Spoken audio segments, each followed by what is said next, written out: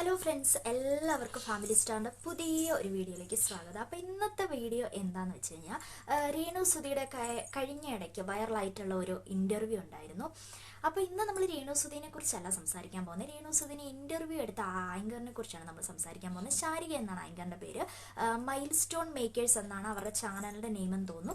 അപ്പം ഒരുപാട് ആൾക്കാർ നെഗറ്റീവ് കമൻസ് കൊണ്ട് വൈറലായ ഒരു ഇൻ്റർവ്യൂ തന്നെയാണെന്ന് പറയാം. കാരണം ഇൻ്റർവ്യൂ എടുക്കാൻ ഇപ്പം രേണു സുധി എന്ന വ്യക്തിയല്ല, ആരെയാണെങ്കിലും ഇൻ്റർവ്യൂ എടുക്കുക എന്ന് പറഞ്ഞാൽ ഇവരുടെ ഒരു സ്റ്റൈൽ എന്ന് പറഞ്ഞു കഴിഞ്ഞാൽ ആൾക്കാരെ ചൊറിയുക എന്ന് തന്നെ പറയാം. സത്യം പറഞ്ഞാൽ ആൾക്കാരെ ഭയങ്കരമായിട്ട് ഇറിറ്റേറ്റ് ചെയ്യുന്നതും അതുപോലെ തന്നെ അവരുടെ പേഴ്സണൽ ലൈഫിലേക്ക് നുഴഞ്ഞു കയറുന്ന ടൈപ്പിലുള്ള കുറേ ക്വസ്റ്റ്യൻസും, നമുക്ക് ദേഷ്യം വരുന്ന ടൈപ്പിലും അതുപോലെ തന്നെ വൃത്തികെട്ട ടൈപ്പിലും ഒക്കെയുള്ള കുറേ ക്വസ്റ്റ്യൻസും കാര്യങ്ങളും ഒക്കെയാണ്. പിന്നെ എല്ലാത്തിനും ഒരു പുച്ഛഭാവമാണ് ഈ ആങ്കറിൻ്റെ ഒരു മുഖ്യ ഒരു ഫേസിൽ വരുന്നതെന്ന് പറഞ്ഞാൽ ഒരു പുച്ഛഭാവം തന്നെയാണ് കേട്ടോ. എല്ലാവരെയും പുച്ഛിക്കുന്ന ടൈപ്പിലുള്ള ക്വസ്റ്റ്യൻസും കാര്യങ്ങളൊക്കെയാണ്. പക്ഷെ കേട്ടോണ്ടിരിക്കുന്ന നമുക്ക് ഒരുപാട് ദേഷ്യം വരും.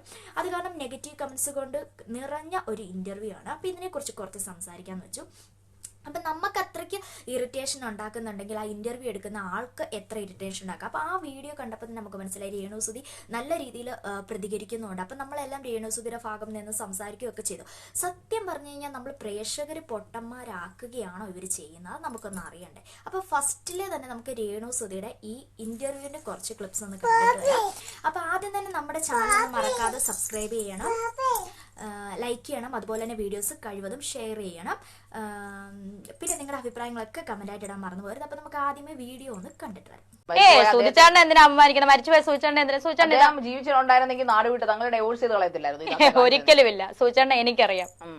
വഴക്ക് പിടിക്കുമ്പോ ഞാൻ അപ്പൊ ഡിവോഴ്സ് ആകുന്ന തന്നെ സൂചിച്ചാണ്ട് പൊട്ടി കരഞ്ഞിട്ടുണ്ട് എന്റെ മുന്നിൽ.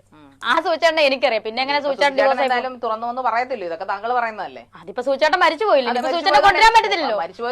അപ്പൊ ഞാൻ പറയാം, എന്തും പറയാതല്ലേ എനിക്കറിയാം. അദ്ദേഹത്തിന്റെ ഭാര്യ അവകാശപ്പെടുന്നു, താങ്കളാണ് ഭാര്യ. അവകാശപ്പെടുന്നത് തന്നെയല്ല, നിയമപരമായിട്ട് കല്യാണം കഴിച്ച ഭാര്യ ഞാൻ തന്നെയാണ്. സമ്മതിച്ചു. പക്ഷെ താങ്കൾ അപ്പൊ കുറെ കാര്യങ്ങൾ പറയുമ്പോ നമുക്കത് കേട്ടിരിക്കാനല്ലേ പറ്റത്തുള്ളൂ. സത്യമാണോ ഇല്ലെന്നൊന്ന് തെളിയിക്കാൻ പറ്റും. അതെനിക്ക് തെളിയിക്കേണ്ട കാര്യമില്ല. എനിക്ക് എന്റെ കാര്യം ഞാൻ പറയും. വേണേ വിശ്വസിക്കുക, അല്ലെങ്കിൽ തള്ളിക്കളയുക. അപ്പൊ ജനങ്ങൾ താങ്കളെ കാണുന്നത് കൊണ്ടല്ലേ താങ്കൾ ഇപ്പൊ വന്നിരുന്ന ഈ അഹങ്കാരം പറയുന്നത്? അഹങ്കാരം ഞാൻ പറഞ്ഞു. ഈ വീഡിയോ കണ്ടപ്പോൾ തന്നെ നിങ്ങൾക്ക് തന്നെ ഒരു ദേഷ്യം വന്നില്ലേ? ഇവളെന്താണ് ഇങ്ങനെ സംസാരിക്കുന്നത്? ഇതുപോലുള്ള ക്വസ്റ്റ്യൻസ് ആണോ ചോദിക്കുന്നത്? സുധിച്ചാന്റെ ഭാര്യ നിങ്ങളെ ഒന്ന് അവകാശപ്പെടുന്നു, അങ്ങനെയുള്ള കാര്യത്തിനല്ലേ രേണു സുധി അതുപോലെ തന്നെ മറുപടി കൊടുക്കുന്നുണ്ട്.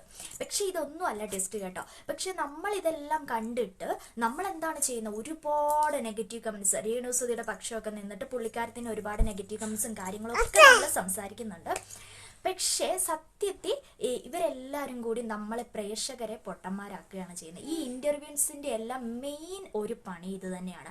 സത്യം പറഞ്ഞാൽ അവർ ദേഷ്യപ്പെടുന്ന പോലെ സംസാരിക്കുന്നു, അത് കഴിഞ്ഞ് അവർ ഇറങ്ങിപ്പോവാന്ന് പറഞ്ഞു പോകുന്നു. പക്ഷെ നിങ്ങൾക്ക് ഇതിനോട് എന്താണ് അഭിപ്രായം? സത്യത്തിൽ ഇവരെന്താണ് കാണിക്കുന്നത്? പ്രേക്ഷകരെ കോമാളികളാക്കുന്നു എന്ന് തന്നെ പറയാം. പ്രേക്ഷകരെ സത്യം പറഞ്ഞാൽ ഇവർ പ്രേക്ഷകരെ പറയുന്ന പൊട്ടന്മാരെന്ന് തന്നെയാണ്.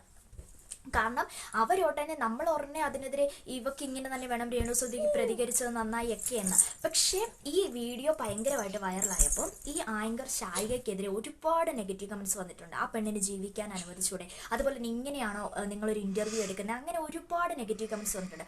അപ്പം ശാരികയുടെ ഓൺ ചാനലിൽ ഇപ്പം പുള്ളിക്കാരി പ്രതികരിച്ചിരിക്കുകയാണ്. അപ്പം ആ വീഡിയോയുടെ കുറച്ച് ക്ലിപ്സോടെ നമുക്ക് കണ്ടിട്ട് വരാം. അപ്പം നമുക്ക് മനസ്സിലാകും സത്യം പറഞ്ഞാൽ ഈ പ്രേക്ഷകരായ നമ്മൾ തന്നെയാണ് പൊട്ടന്മാരാകുന്നത് നമുക്ക് മനസ്സിലാവും കേട്ടോ. ഞങ്ങൾ തമ്മിൽ ശത്രുതയൊന്നുമില്ല. രേണുസുധിയെ തെറി പറയാത്ത 1,00,000 പേരിൽ അല്ല, തെറി പറയാത്ത ആൾക്കാരിൽ 1% ആൾക്കാർ തെറി പറയാത്തവരുണ്ടെങ്കിൽ അതിൽ ഒരാൾ ഞാൻ തന്നെയാണെന്ന് എനിക്ക് 100% ഉറപ്പിച്ച് പറയാം.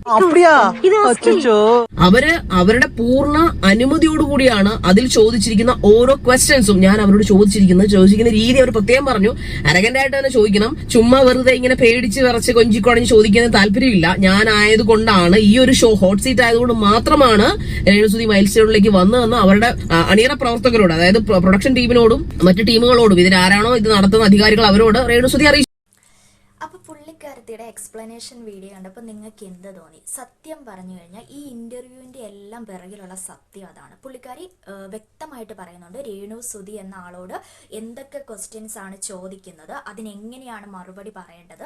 ഈ ക്വസ്റ്റ്യൻസ് അവർക്ക് ഒരു കുഴപ്പമില്ല. അതായത് രേണു സുധിയുടെ ഇൻ്റർവ്യൂ ആണ് പറയുന്നത് കൊണ്ട് ഞാൻ പറയാണ്, രേണു സുധി എന്നല്ല മറ്റാരും ഇൻ്റർവ്യൂ എടുത്താലും അവർക്കത് ഒരു പ്രശ്നമല്ല. ഇങ്ങനെയുള്ള ക്വസ്റ്റ്യൻസ് ചോദിക്കുന്നതിൽ ഇറങ്ങി പോകുക എന്ന് പറയുന്നത് ഇതെല്ലാം സത്യം പറഞ്ഞാൽ ഇവർ ഓൾറെഡി മനഃപ്പാടമായി ആക്കി വെച്ച് ക്രിയേറ്റ് ചെയ്ത് ഇന്റർവ്യൂ എടുക്കാൻ വരുന്ന ആൾക്കും ഇന്റർവ്യൂ എടുക്കുന്ന ആൾക്കും ഒന്നും ഒരു ബുദ്ധിമുട്ടില്ല എന്ന രീതിയിലാണ് ഇവർ ഈ ഇന്റർവ്യൂ ഷൂട്ട് ചെയ്യുന്നത്. പക്ഷെ ഇതിന്റെ ഓരോ പാർട്സ് ആയിട്ട് ഇട്ട് കഴിയുമ്പോൾ നമുക്ക് സത്യം പറഞ്ഞാൽ മൊത്തത്തിൽ കൺഫ്യൂഷൻ ആയിട്ട് നമ്മൾ എന്ത് ചെയ്യും, ഇന്റർവ്യൂ ചെയ്യുന്ന ആൾക്കെതിരെ തിരിയുകയാണ് ചെയ്യുന്നത്. സത്യം പറഞ്ഞത് രേണു സുധിയും പുള്ളിക്കാരി എല്ലാവരും കൂടെ തീരുമാനിച്ചിട്ടുള്ള ഒരു കാര്യം തന്നെയാണ്. ആരെ നമുക്ക് കുറ്റം പറയേണ്ട കാര്യമില്ല. ഇനി രേണു സുധിയുടെ പക്ഷം പിടിച്ച് ആരും ഇതിനെതിരെ ഒരു നെഗറ്റീവ് പറയേണ്ട ആവശ്യമുണ്ടെന്ന് എനിക്ക് തോന്നുന്നില്ല.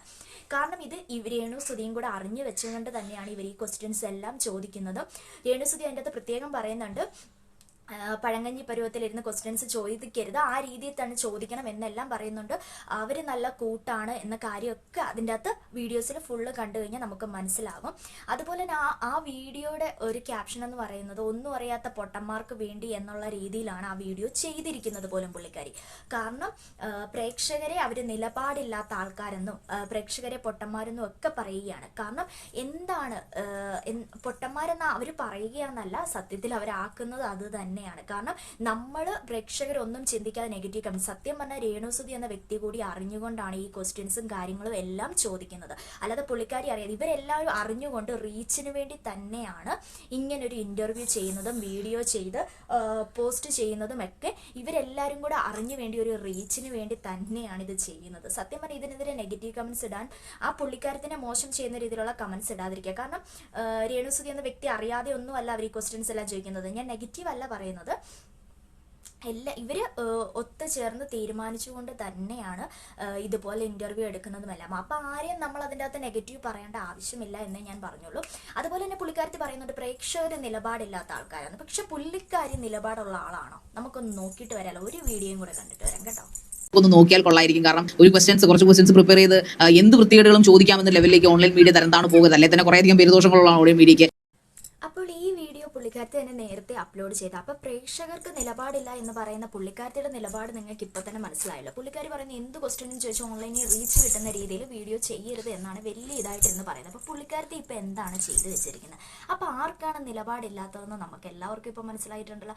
അപ്പൊ ഇതുപോലുള്ള ഇന്റർവ്യൂസ് കണ്ടിട്ട് ഒരുപാട് കാര്യങ്ങൾ ആരെയും സപ്പോർട്ട് ചെയ്യാൻ നിൽക്കാതിരിക്കുന്നതായിരിക്കും ഏറ്റവും നല്ലത്. കാരണം രേണു സുധി എന്ന വ്യക്തി കൂടി അറിഞ്ഞുകൊണ്ടാണ് ഇതുപോലുള്ള ക്വസ്റ്റ്യൻസ് ചോദിക്കുന്നത്. അപ്പോൾ എനിക്ക് ഇതിനെക്കുറിച്ച് പറയാൻ ഞാൻ ഉദ്ദേശിച്ചത് എന്താണെന്ന് വെച്ചാൽ, ഇതുപോലുള്ള ഇന്റർവ്യൂസ് കണ്ടിട്ട് ഇനിയെങ്കിലും പ്രേക്ഷകർ പൊട്ടന്മാരാകാതിരിക്കുക. കാരണം ഒരുപാട് നെഗറ്റീവ് കമന്റ്സ് ആരെയും പക്ഷം പിടിച്ച് സംസാരിക്കുക. ഇതിൽ രേണു സുധി എന്ന വ്യക്തി കൂടി അറിഞ്ഞുകൊണ്ടാണ് ഇതെല്ലാ ചോദ്യങ്ങളും ചോദിക്കുന്നത്.